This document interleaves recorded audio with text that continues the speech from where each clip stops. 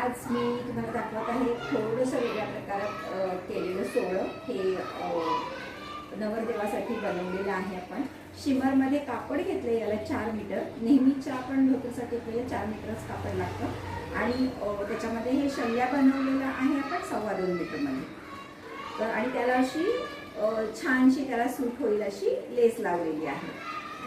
आणि यावेळेस आम्ही या धोतरला या चुण्या पुढे घेतलेल्या आहेत. नेहमी आमचे जे धोतर असतात त्याला अशा चुण्या पुढे नसतात, पण याला त्यांच्या रिक्वायरमेंटप्रमाणे आपण या पुढे घेतलेल्या आहेत. आणि हे पहा किती छान झाले.